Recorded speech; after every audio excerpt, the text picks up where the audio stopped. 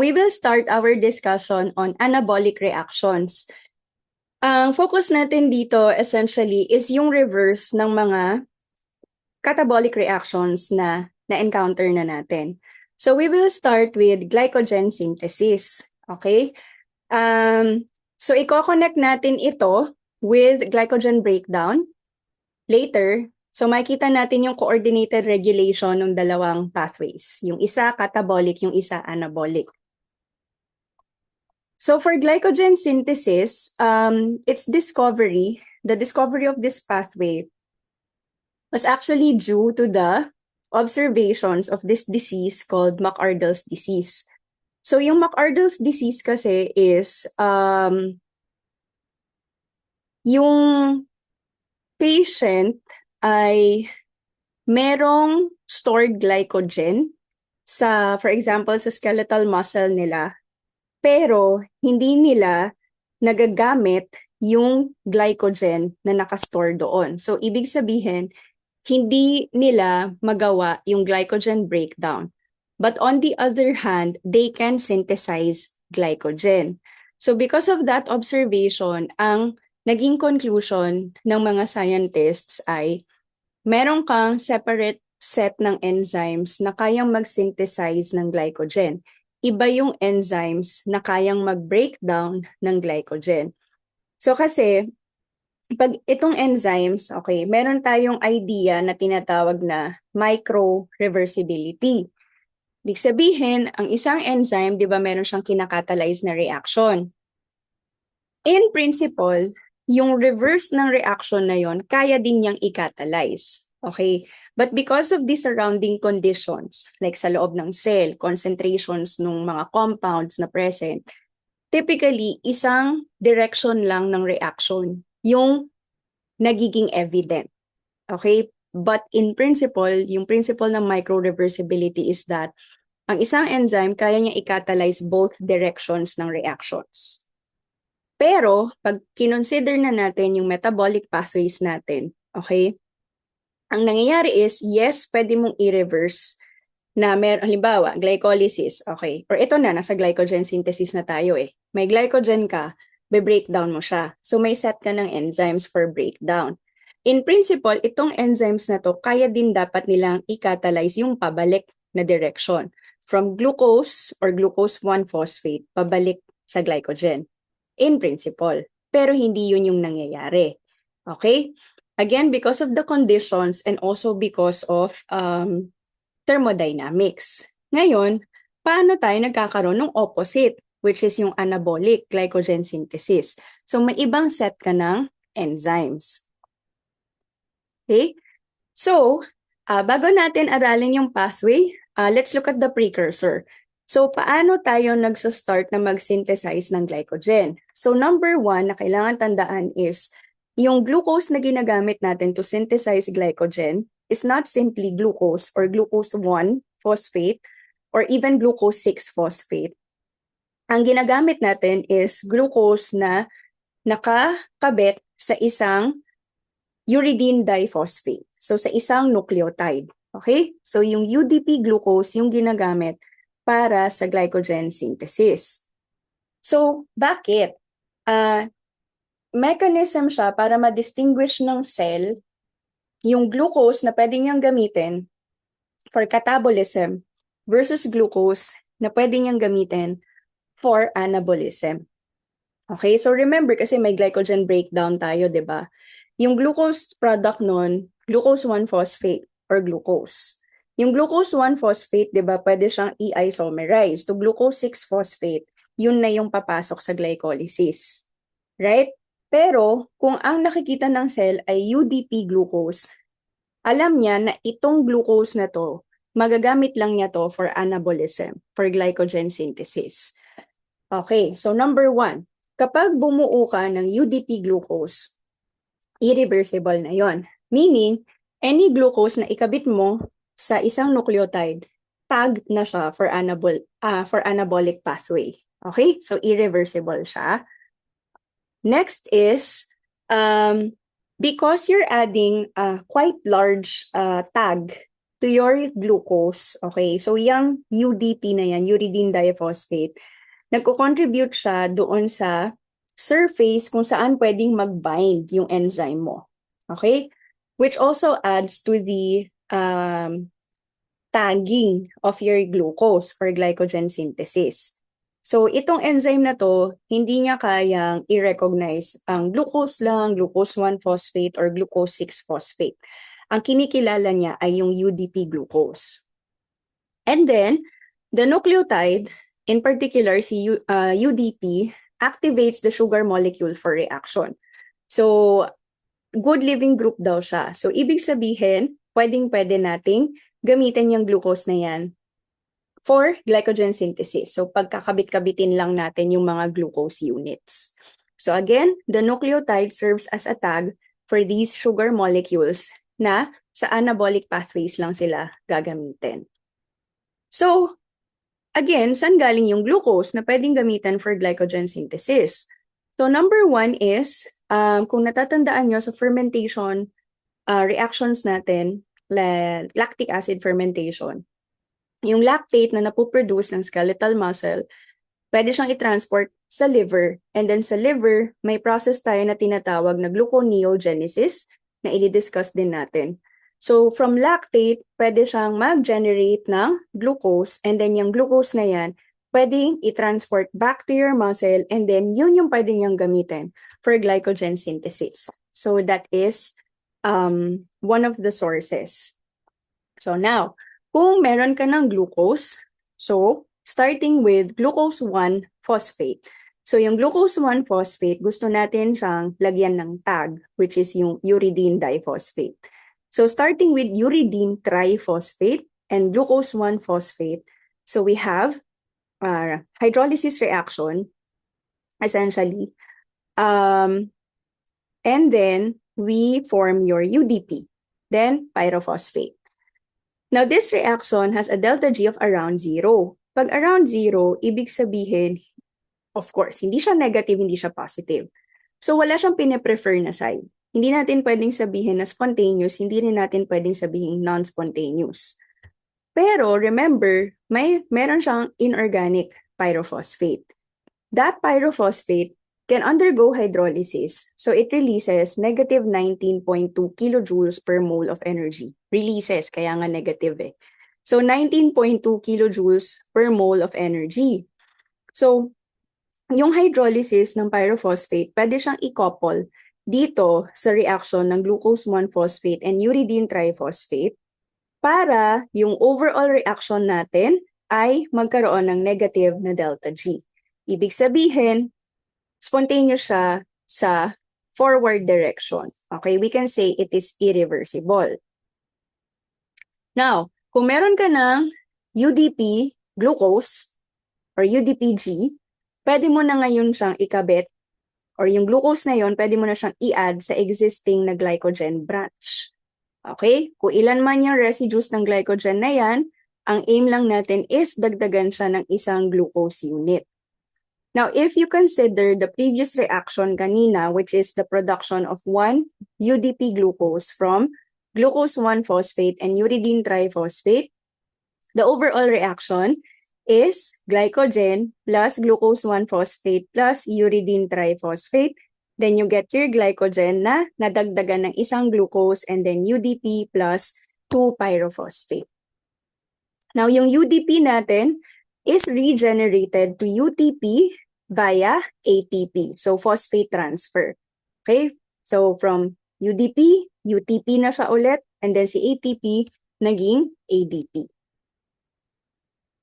So, yung glycogen synthesis natin, which is yung addition ng isang glucose unit sa existing na glycogen chain, is actually a reverse of, kapag consider natin yung reaction mechanism, it's essentially the reverse of glycogen breakdown. Meron ka din nitong positively charged na intermediate. Okay? But remember, this is catalyzed by a different enzyme. So yung enzyme na yon is called glycogen synthase. Si glycogen synthase yung nagpapahaba ng mga glycogen branches natin. And then yung production naman ng UDP glucose, this is synthesized by UDP glucose pyrophosphorylase. So meron kang dalawang enzymes na ginagamit for glycogen synthesis. First is this pyrophosphorylase followed by glycogen synthase. Okay?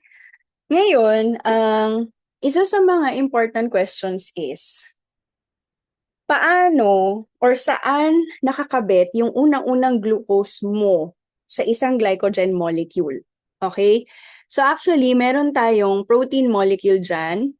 Dyan naka-anchor yung glycogen natin. So, yung tawag natin sa protein na yan is glycogenin. So, dyan sa glycogenin natin, meron tyrosine residue. Okay? Tyrosine. So, dyan sa tyrosine na yan, kakabit yung unang glucose molecule. So, UDP glucose din ang gamit. Okay? So, yung UDP glucose, kakabit dyan sa tyrosine residue ng glycogenin. So, from that, glucose, yung first glucose natin dyan, kakabitan na siya ng additional glucose units hanggang sa lumaki yung glycogen molecule. So yung letter G dito sa diagram na to, that's your glycogenin. Tapos meron kang primer. Yung primer is yung very first branch ng glycogen mo. And then from there, actually hindi siya branch, first chain. Siya yung kauna-unahang chain ng glycogen mo. And then from there, magkakaroon na ng branches. Second tier, third, fourth, and so on. So, dyan naka-anchor yung ating glycogen molecule sa glycogenin. Now, of course, paano nagkakaroon ng branches yung ating glycogen? Kasi 'di ba, sa isang glycogen molecule, pag isang diretsong chain lang yan, ang linkage or yung bonds is alpha 1, 4, glycosidic bond. Pero kapag sa branch point, it's alpha 1, 6. Okay, so meron tayong branching enzyme that removes a portion of one chain, and then yung portion na yan, itatransfer niya sa isa pang chain, pero ang ikakatalyze niya na glycosidic bond ay alpha 1, 6. So dun tayo nagkakaroon ng branches sa ating glycogen molecule. Okay? So, meron tayong glycogen breakdown, meron tayong glycogen synthesis. Naalala nyo, kinonect natin yung glycogen breakdown sa effect ng hormones. So we have either glucagon or epinephrine, di ba? So, itong dalawang hormones na to, ang effect nila is increase ng activity ng ating glycogen phosphorylase, yung nagbe-breakdown ng glycogen. Paano papasok dito yung activity ng glycogen synthase natin? So, okay, part ng ating signal cascade is protein kinase A. Ito siya. So remember, kung natatandaan nyo, kinase, isa siyang klase ng enzyme na nagkakabit ng phosphate groups dun sa target na protein niya or enzyme. So si protein kinase A, target niya si phosphorylase kinase. Pag nakabitan niya ng phosphate group, active na siya. So yan, magiging green na siya, active na siya. Tapos, itong active na phosphorylase kinase, kakabitan din niya ng phosphate group, yung phosphorylase, glycogen phosphorylase natin. So active na din siya. Pwede na siyang mag-breakdown ng glycogen. Now, this same enzyme also phosphorylates glycogen synthase. Pero ang glycogen synthase, pag nakabitan mo yan ng phosphate group, ang switch nun magiging inactive siya. Okay? Ibig sabihin, kapag gumabit yung glucagon or epinephrine dun sa receptor niya, sa cell membrane, ang effect is active ang glycogen phosphorylase, inactive ang glycogen synthase mo. Okay? At the same time, meron din tayong glycogen synthase kinase. So this enzyme also acts on your glycogen synthase. Kakabitan niya ng phosphate group para ma-switch off siya. So hindi siya active. So, kailan magiging active yung glycogen synthase natin? So, kung kailangan natin ng glycogen synthesis, let's say after a meal, so ibig sabihin marami kang na-consume na glucose or rest, okay? Ngayon, meron tayong ibang klaseng enzyme naman, protein phosphatase 1. Okay? Si protein phosphatase 1, ang effects niya ay number 1, yung phosphorylase kinase natin ay isa-switch off niya. Now, ano ang phosphatase? Ang phosphatase, ang effect niyan ay opposite ng kinase. Kung ang kinase nagkakabit ng phosphate groups, ang phosphatases, nagtatanggal sila ng phosphate group doon sa target na enzyme or protein. So yung phosphatase natin na to, protein phosphatase 1, tatanggalin niya ng phosphate yung phosphorylase kinase, ibig sabihin, masaswitch off siya. Ano tong phosphorylase kinase? So, babalik tayo sa previous slide. Yung phosphorylase kinase, yung nagpo-phosphorylate ng glycogen phosphorylase para maging active siya, para ma-switch on siya. So, kapag hindi active yung glycogen, yung phosphorylase kinase mo, pag na-switch off siya, walang magpo-phosphorylate nung glycogen phosphorylase mo. Okay? Now, ang question is, paano yung mga na-phosphorylate na glycogen phosphorylase? Ibig sabihin, active pa rin sila. So, mangyari is, yung ating protein phosphatase 1, nag-act on din siya sa glycogen phosphorylase. Tatanggalan din niya yan ng phosphate group. So, pag natanggalan ng phosphate group yung glycogen phosphorylase natin, inactive na rin siya. So, switch off siya. Now, ano pa yung effect ng protein phosphatase 1? Tina-target din niya yung glycogen synthase natin. Sabi natin kanina, yung glycogen synthase, pag nakabitan yan ng phosphate, switch off. Kung may phosphate siya, off siya. Hindi siya active. Pero dahil may protein phosphatase 1, tatanggalin niya yung phosphate group na yan, kaya masuswitch on ang glycogen synthase, makakapag-synthesize ng glycogen yung cell. So, dyan natin nakikita yung coordination ng regulation ng mga enzymes na to, yung catabolic pathway and yung anabolic pathway. So, napapansin natin na kapag yung enzymes ng catabolic pathway ay active, switch off yung enzymes ng anabolic pathway and vice versa. Okay? So, ito yung nakikita nating effect ng protein kinase A. So, ito naman yung opposite during exercise or fasting, which is again, nakita na natin kanina. So, yung effect ng glucagon or epinephrine. Now, for insulin yung may opposite effect naman with glucagon, di ba? So, yung insulin, meron din siyang corresponding na receptor sa cells. And then, ang nangyayari is, yung ating protein kinase dito, ibang protein kinase yan na. So, ang gagawin niya is, isuswitch on niya yung ating glycogen synthase kinase, isuswitch off. Isuswitch off niya yung glycogen synthase kinase natin. So, ibig sabihin, kung switch off yan, walang nagpo-phosphorylate ng glycogen synthase. Ibig sabihin, active siya. And kung may glycogen synthase ka man na phosphorylated na nakaswitch off, meron ka ng protein phosphatase 1 para tanggalan sila ng phosphate. So, yun yung ating coordinated regulation. Okay? And then, another anabolic pathway is gluconeogenesis. Ang gluconeogenesis naman ay yung kino-consider na corresponding anabolic pathway ng glycolysis. So, it's not exactly like step-by-step na reverse, paano ba? Step-by-step na pathway na dinadaanan from pyruvate to glucose. Ang gusto kong sabihin is, pag tinignan nyo yung gluconeogenesis, like in this diagram, Kung mapapansin nyo, meron lang portions na color red. Okay? Yan yung gluconeogenesis steps na unique sa kanya. Kasi yung ibang steps, halimbawa ito, from phosphoenol pyruvate hanggang dito sa fructose 1,6-bisphosphate.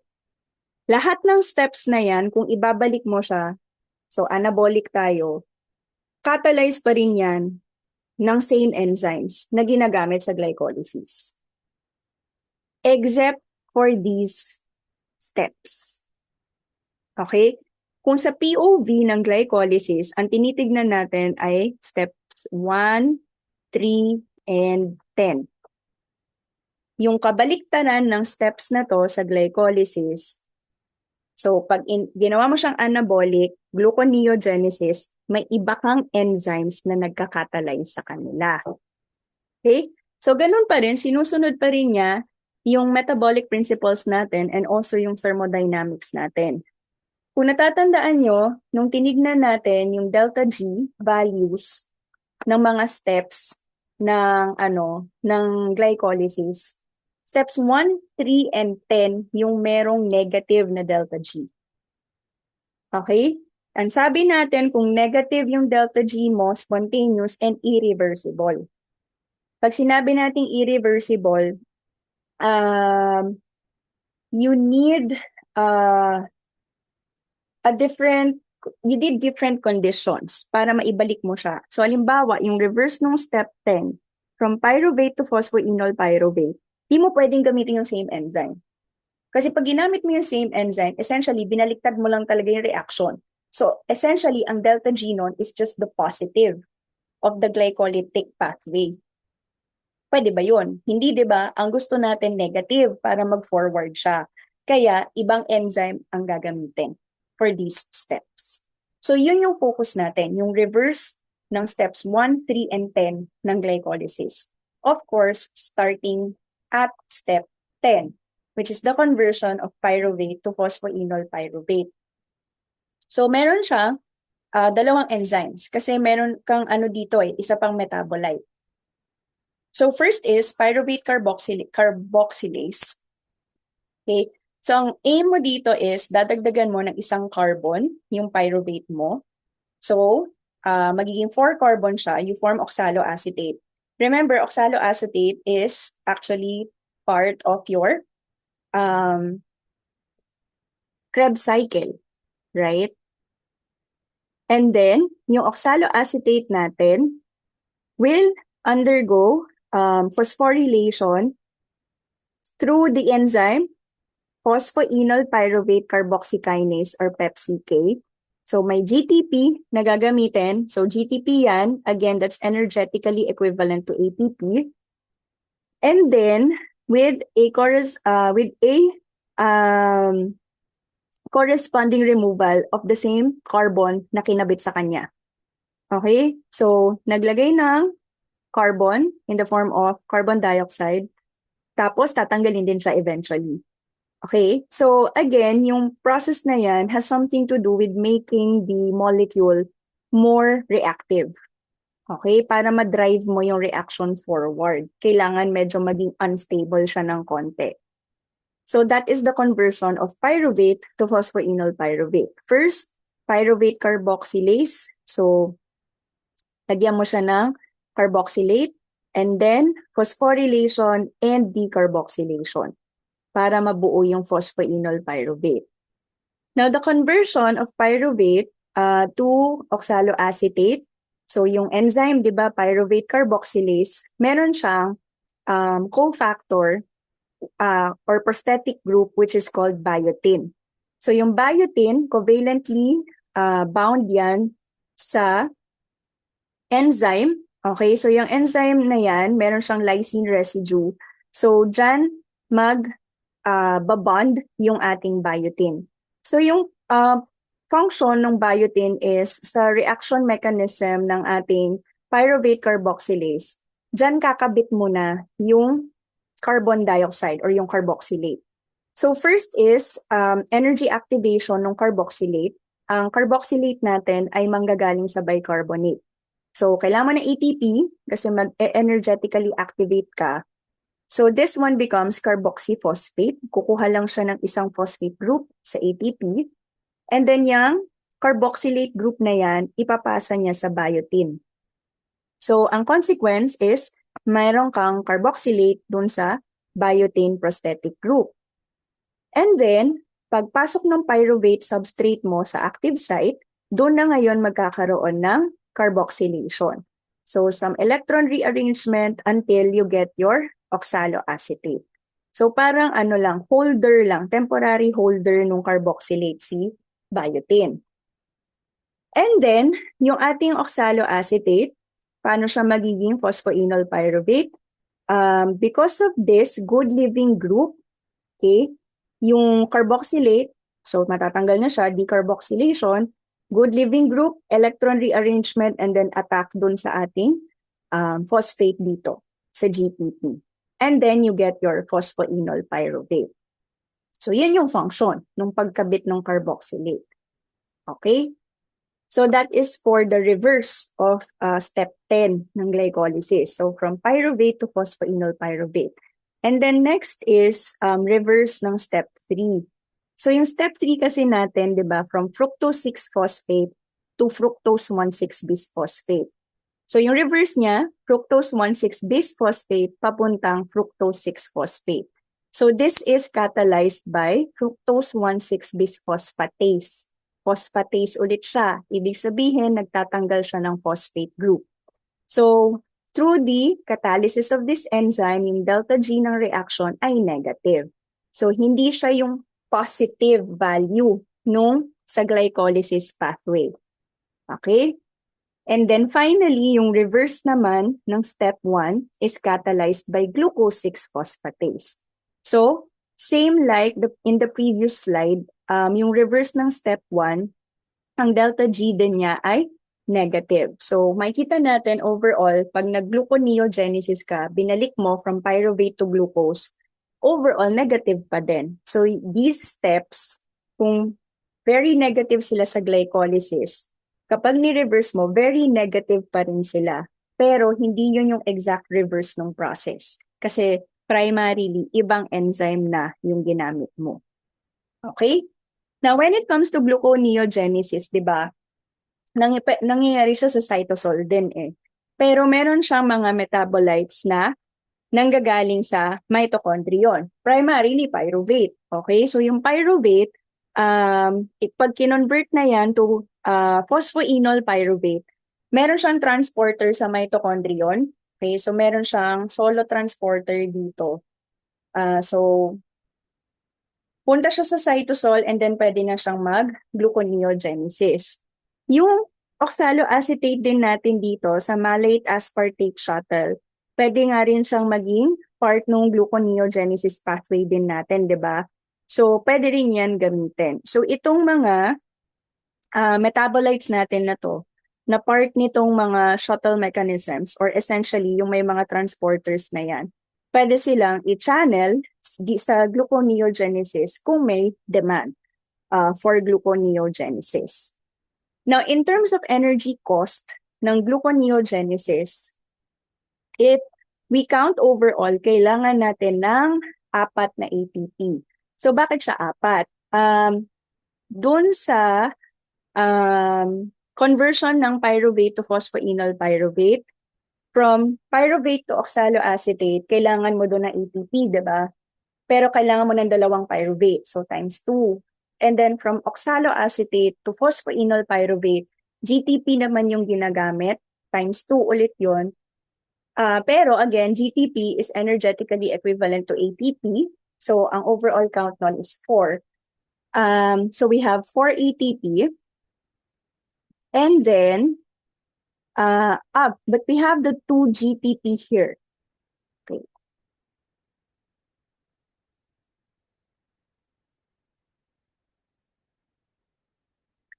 So yung ating 4 na ATP, okay, so we have ATP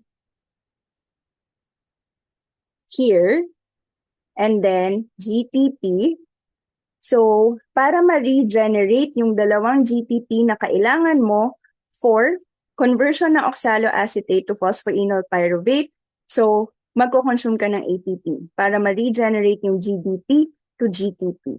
So, meron kang ang requirement mo for ATP ay 4. And then, mag-generate ka din ng dalawang GTP. Okay? So overall, very energetically demanding siya just to produce 1 mole of glucose. And kung iisipin natin or i-consider natin na this is like just the reverse of glycolysis, eh di ba sa glycolysis, ang net ATP lang na produce mo ay 2. Versus kapag nag-gluconeogenesis ka from 2-pyruvate na mag-produce ka ng isang glucose, hindi lang 2 ATP ang kailangan mo. Ang kailangan mo essentially is 6 because 4 ATP plus 2 GTP. So, 6 na ATP molecules yung kailangan mo versus the 2 ATP generated from glucose. So, ito yung consequence or not consequence. Ito yung characteristic ng anabolic pathways natin, yung mga reverse ng catabolic pathways. So if we observe them, they actually need more energy than the counterpart na catabolic pathway. Kasi ano siya parang consequence siya ng second law of thermodynamics, 'di ba? If you want to decrease the entropy kasi nagsisynthesize ka so less disorder. So binababa mo yung entropy. You need to spend more energy. So, consequence ng thermodynamics din. Okay? So, actually, aside from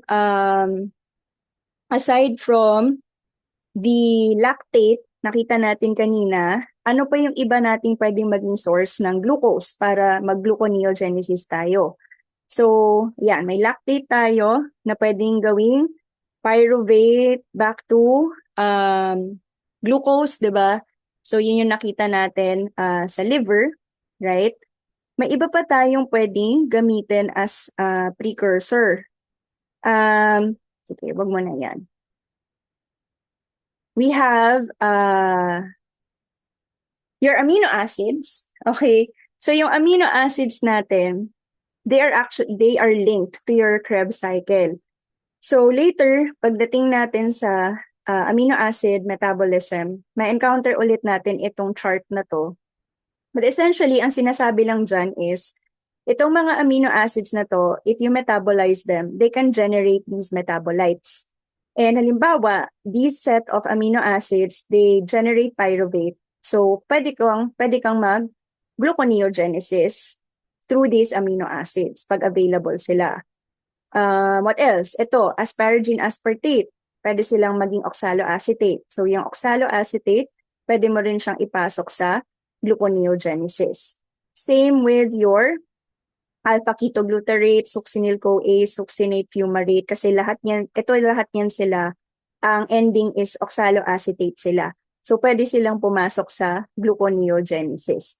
Except for acetyl-CoA and acetoacetate. Okay? Ito, iba yung pupuntahan yan, hindi gluconeogenesis.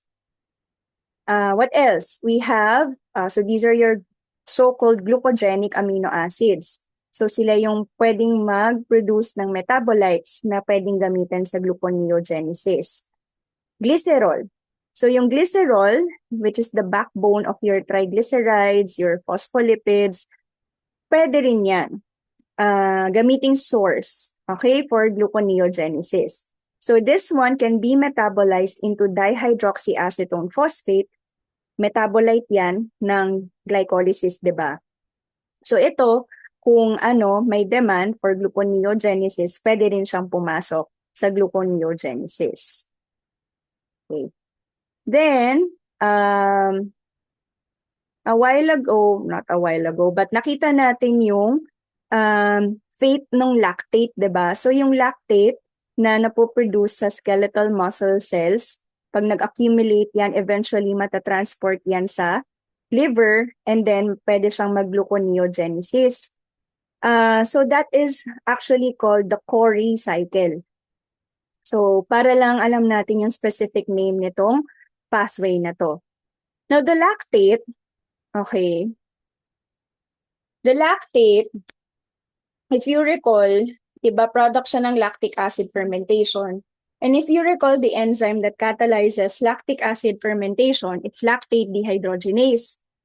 Ngayon, doon sa mga organs na nakakapag-synthesize ng lactate to pyruvate, okay, lactate dehydrogenase din yung enzyme na yon. So ito yung sinasabi kong microreversibility. It's the same enzyme pero kaya niyang isynthesize both directions ng reaction. So sa skeletal muscle cells, ang lactate dehydrogenase, mas active yung catalysis niya ng pyruvate to lactate.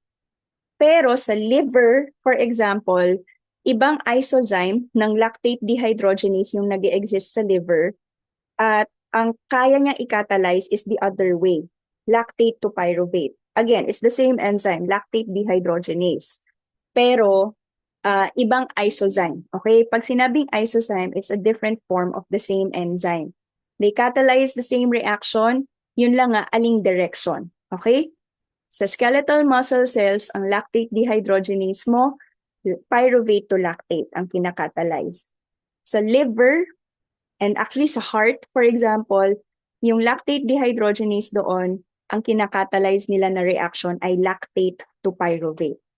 So kaya ko to na-mention is because sa Cori cycle, yung lactate pagdating sa liver, i-convert yan to pyruvate. So anong enzyme ang nagkakatalyze nun? Lactate dehydrogenase din. Now, because magkaibang organs na yan, magkaiba yung settings niya, pwede mong gamitin yung same enzyme. Okay? So hindi pa rin siya nagva-violate ng laws of thermodynamics. Okay? So when it comes to integration, again, kung sa ating skeletal muscle cells, continuously siyang nag-glycolysis, nagbe-breakdown ng glycogen, eventually mag-accumulate ang lactate dyan because of lactic acid fermentation. And then yung lactate na yan, either pwede siyang isend sa liver or cardiac muscle cell. Kasi nga, sa cardiac muscle cell natin, yung lactate na yan, pwede niya i-convert to pyruvate. So, pwede siyang mag-gluconeogenesis. The same goes for your liver cell. Yung lactate na napupunta sa liver cell, i-convert niya yan to pyruvate para may glucose ulit siya na i-send sa bloodstream natin and isusupply sa ibang organs.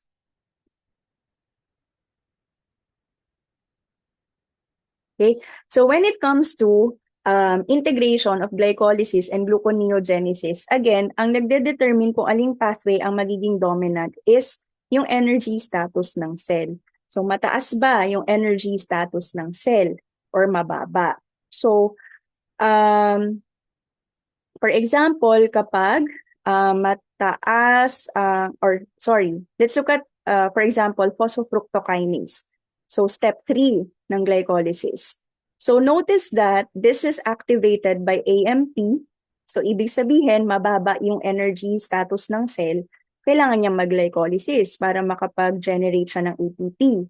On the other hand, yung fructose 1,6-bisphosphatase, which is yung enzyme sa reverse, sa gluconeogenesis, ini-inhibit naman siya ng AMP.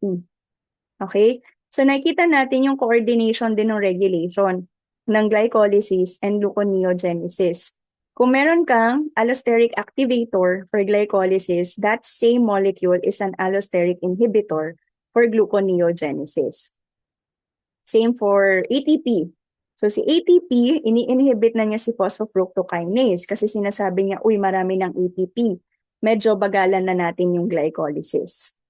Okay? So, kanyan ni re-regulate yung dalawang opposing pathways. Now, when it comes to the fate of pyruvate, so yung pyruvate ba, ipoproceed ko sa conversion to acetyl-CoA and then Krebs, or ipapasok ko ba siya sa gluconeogenesis? So, dito naman, yung dalawang enzymes na nire-regulate is the PDH and the pyruvate carboxylase. So, yung kanyang allosteric regulator is acetyl-CoA. So, acetyl-CoA, Pag nag-build up na yan, pag dumami siya, ini-inhibit na niya yung PDH. So, hindi ka na magpo-proceed sa direction na to. And then, ina-activate niya yung pyruvate carboxylase para makapag-gluconeogenesis naman. Okay? And that's it for your anabolic reactions. And this is the end of our discussion on carbohydrate metabolism.